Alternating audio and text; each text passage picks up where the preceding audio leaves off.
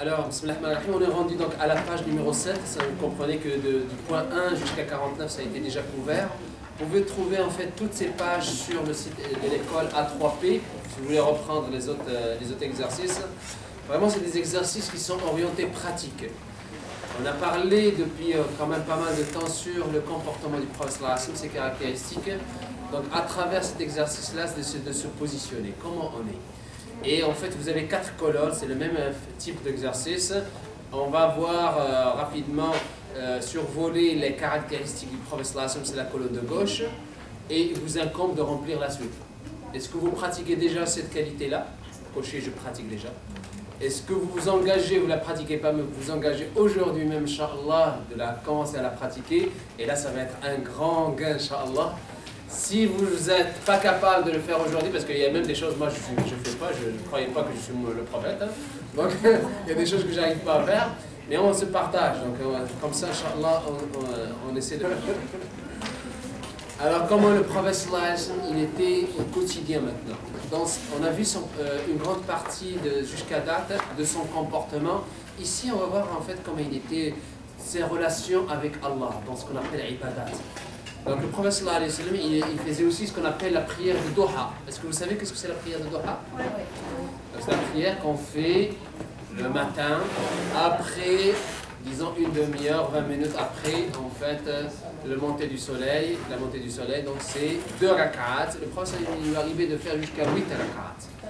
Donc si on a le temps, surtout par exemple, moi je vous donne juste un petit exercice à faire quand on a le plus de temps, c'est le week-end. D'accord? Le week-end, le matin, tu te lèves, tu as fait ta prière de Fajr.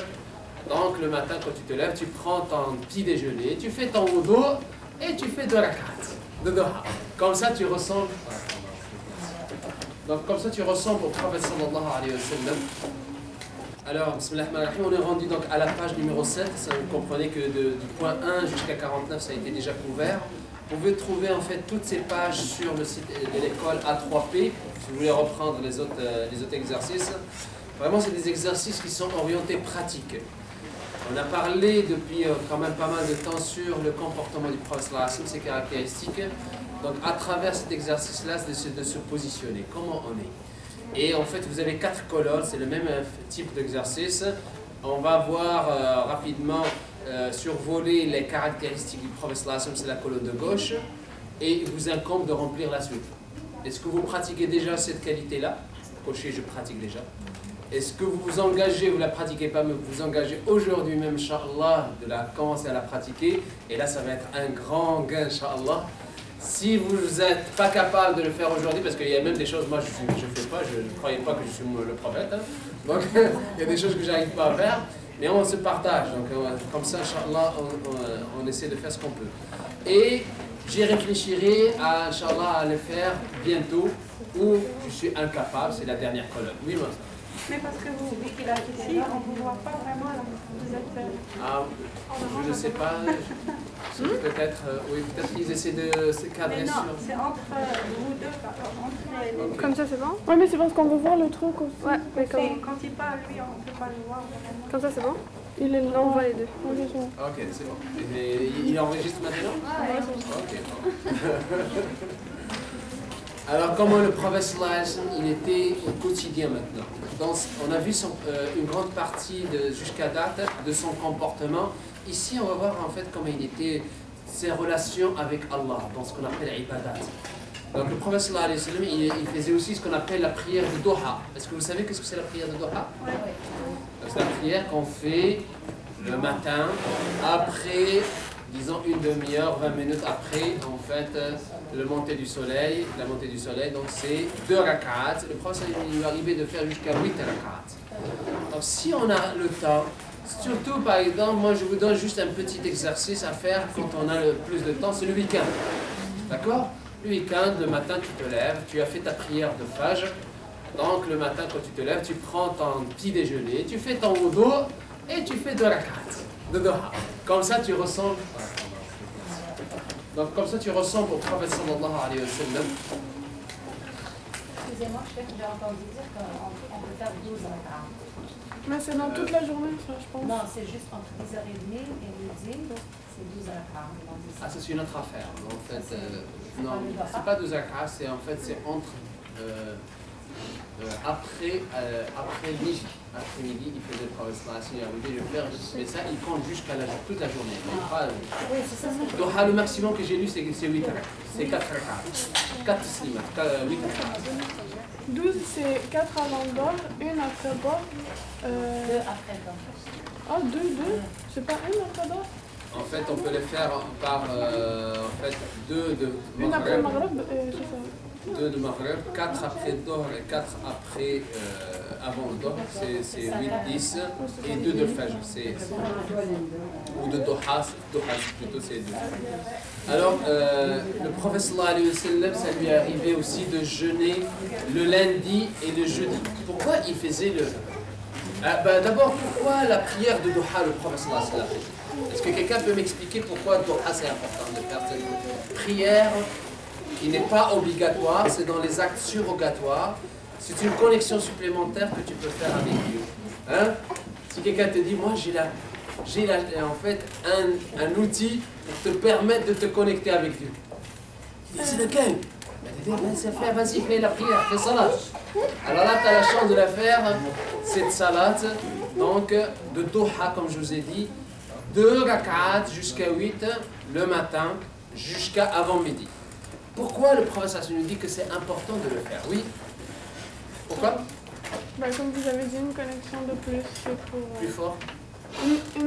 Un moment de plus pour découvrir. Oui, mais ça c'est effectivement comme moi je l'interprète. Mais non, mais le prophète il a expliqué le pourquoi. Oui, Pourquoi? Il y a plus de hasanat pour ça. C'est sûr qu'il y a des hasanat. Plus on en fait, plus c'est bien. Mais à la limite de 8, parce que le prophète il n'en a pas fait plus. Pas pour Bab al-Doha? Hein? Bab al-Doha, la porte... Parce que le prophète il dit chaque être humain il a 360 os dans son squelette. Ok? Et chaque musulman doit remercier Allah pour tous ses organes. Il dit la façon de remercier Allah pour ces 360 organes qu'on a de sang, d'os dans le squelette, c'est de faire 360 sadaqa. On n'est pas capable. Il dit pour en fait remédier à cette situation-là, Doha, elle peut faire l'affaire. Quand tu fais salat Doha, tu es quelque part en train de remercier Allah pour en fait les bienfaits de t'avoir donné ce squelette. Hein? Tu bouges. Vous avez déjà vu quelqu'un d'hémiplégique ou tétraplégique? C'est terrible. Il a toute la façade d'un squelette de quelqu'un qui est correct mais il ne peut pas bouger. Il manque quelque chose. C'est pour ça que Dieu nous dit, il vous a fait don des oreilles pour écouter, des yeux pour voir, de vos organes, de votre cœur, de vos sens. Il dit, rarement vous êtes remercié. Alors une manière de remercier Allah pour ces organes qu'il nous a donnés, c'est de faire la prière de don. Alors on s'en va au point 51. Le prophète sallallahu alayhi wa sallam, il faisait le jeûne le lundi et jeudi. Si vous avez la capacité de le faire. Moi je suis diabétique, donc il y a beaucoup de choses que je ne peux pas faire. Le ramadan, alhamdoulilah, Allah me donne la force pour le faire, bien que c'est interdit pour moi. Mais en tout cas, je vous dis, si on a la capacité de le faire, pourquoi le prophète dit je préfère faire le jeudi et le lundi le jeûne? Pourquoi? Pourquoi il le faisait le prophète sallallahu alayhi wa sallam? Et il le faisait de façon permanente. Pourquoi le prophète sallallahu alayhi wa sallam il faisait le jeudi et le lundi? Il dit parce que nos actes sont présentés à Allah tous les lundis et les jeudis. Et je préfère que mes actes soient présentés le jour où je suis âgé.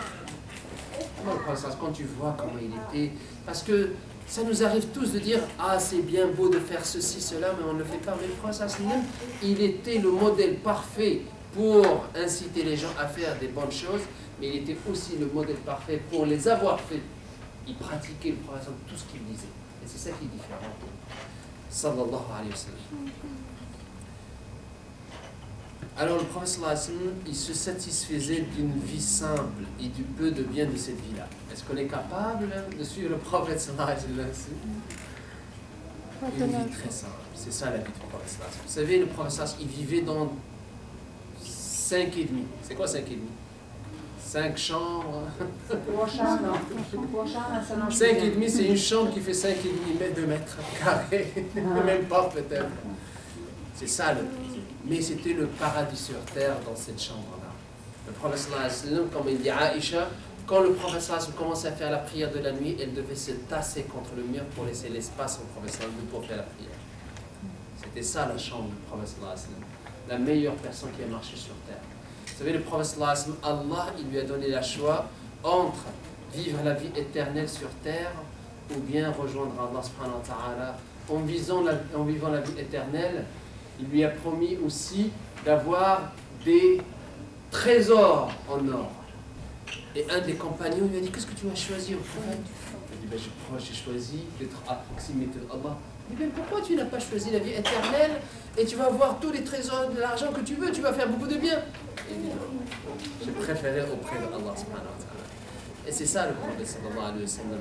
Parce que vous savez, le prophète sallallahu alayhi wa sallam, par sa simplicité, et on lui a donné en fait le choix. Vous vous rappelez quand on l'a dit tout à l'heure, je ne pense pas que c'est ici que je l'ai dit. Le prophète sallallahu alayhi wa sallam, on lui a donné le choix d'être en fait, d'avoir le pouvoir, d'être le roi dans sa tribu, d'avoir les richesses qu'il veut. Et il a dit, Wallahi, si vous me donnez le soleil dans ma main gauche, main droite, et la lune sur ma main droite, j'abandonnerai pas ce message jusqu'à ce qu'il sera accompli par Allah ou j'en meurs avant. N'importe quelle personne sur terre, tu lui dis, regardez les politiciens de ce monde, hein? Tout le monde, ils investissent un argent fou pour avoir le pouvoir.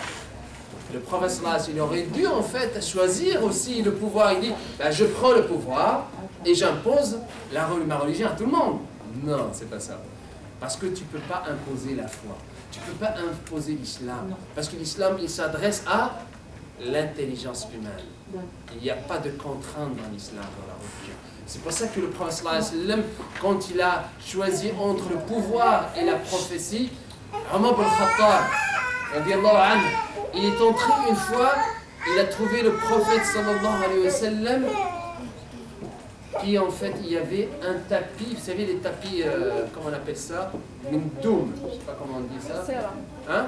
C'est en fait un tapis traditionnel. Quand on dort dessus, on garde des traces, parce que c'est juste des cordes, on dirait des cordes. Et il a vu sur le côté du prophète sallallahu alayhi wa sallam, ici, les traces de ce tapis-là. Il a pleuré, Omar. Il a pleuré. Il a dit, prophète, pourquoi tu pleures, Omar? Et dis-toi, le meilleur messager que Allah a envoyé, la meilleure personne chez Allah, et tu as les traces alors que Pharaon, Hercule, il vit dans son palais, dans sa grande bourgeoisie. Il dit, ah Omar, c'est une prophétie, c'est pas un roi. Je suis pas roi, je suis prophète. Si j'aurais aimé être le roi, je l'aurais choisi. Mais j'ai préféré être prophète. Je jeûne, je suis à jeun un jour et j'invoque le Seigneur et je mange jusqu'à ma faim et je remercie le Seigneur. C'est comme ça qu'il dit. Il dit je mange un jour et je remercie le Seigneur et j'ai faim un jour et j'invoque le Seigneur. C'est ça le prophète sallallahu alayhi wa sallam. On ne demande pas qu'on soit comme ça les musulmans. Non. Mais la formule elle est simple. Le musulman, on est incapable de vivre la vie du prophète. Sur ce plan-là, incapable. Mais si on a été mis à l'épreuve, il s'agit en fait d'observer l'état d'ascétisme du prophète sallallahu alayhi wa sallam. Comment il était. Aïcha, elle rapporte qu'il passe trois arcs-en-ciel, c'est-à-dire quoi? 2 mois et quelques.